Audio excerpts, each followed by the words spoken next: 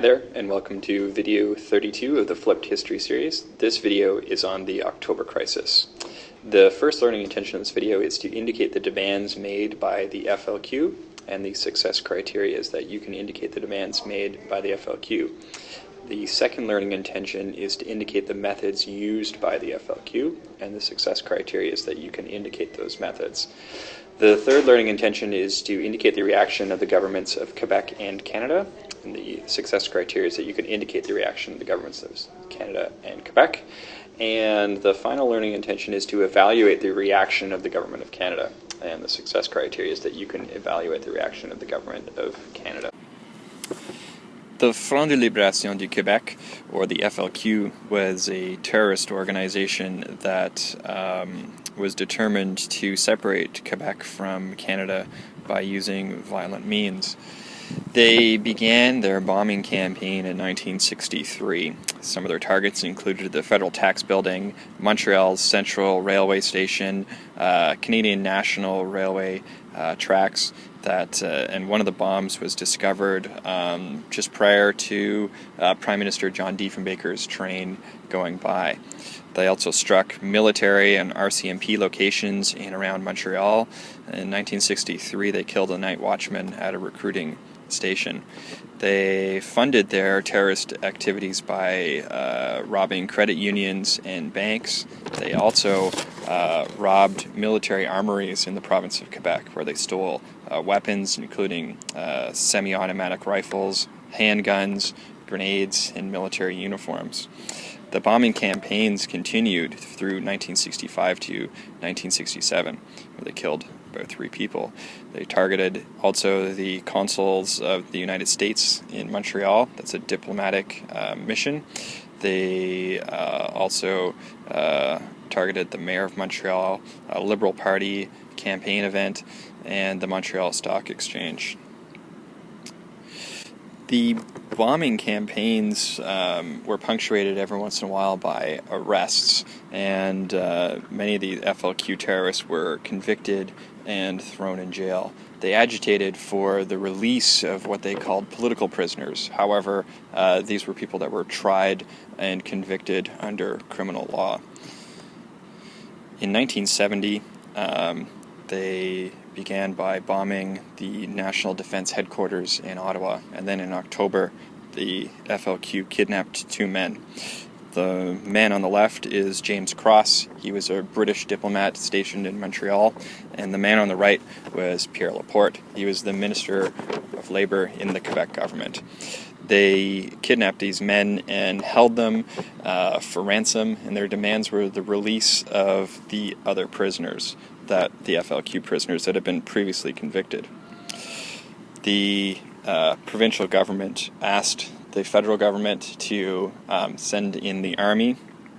So we had a situation where the Canadian military was deployed to patrol the streets of Montreal, Quebec City, and Ottawa, and thus to free up the police to investigate and try to find Cross and Laporte.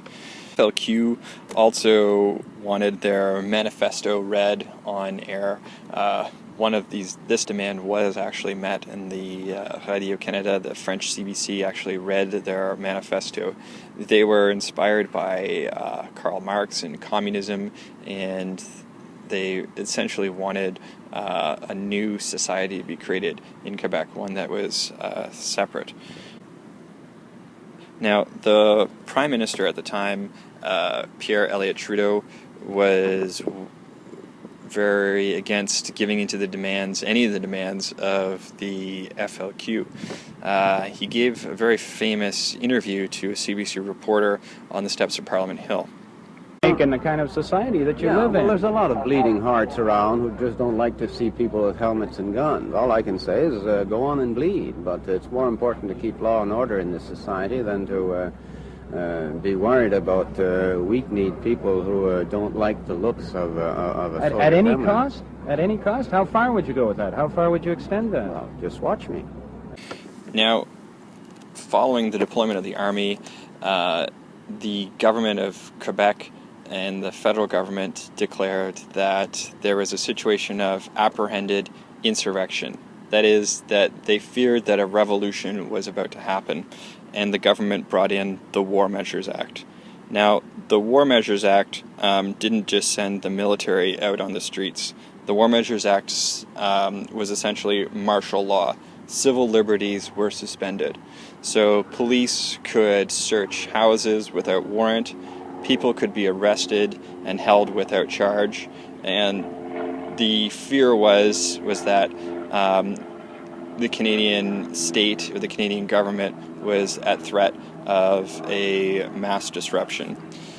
Now, when the War Measures Act was declared, it was very controversial.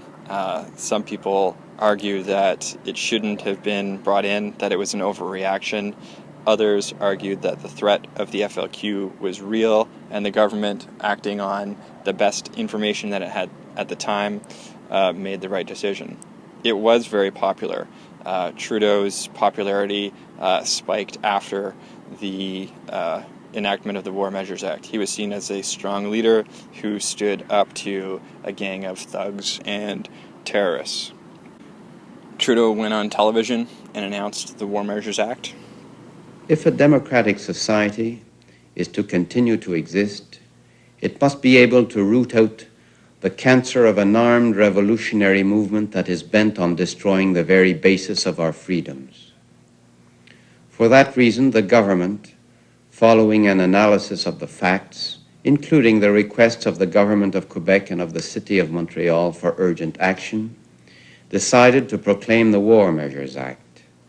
It did so at 4 a.m. this morning in order to permit the full weight of government to be brought quickly to bear on all those persons advocating or practicing violence as a means of achieving political ends. The War Measures Act gives sweeping powers to the government. It also suspends the operation of the Canadian Bill of Rights. But the consequences of it were long-lasting. Trudeau, perhaps ironically, is the one that brought in the Charter of Rights and Freedoms in 1982. The FLQ was crushed. Its members were arrested. However, Pierre Laporte was murdered in the hands of the FLQ, but thankfully James Cross was freed. Thank you for watching. So we wanted to consider the following essential question. What was the relationship between the interest groups, the FLQ, and the state?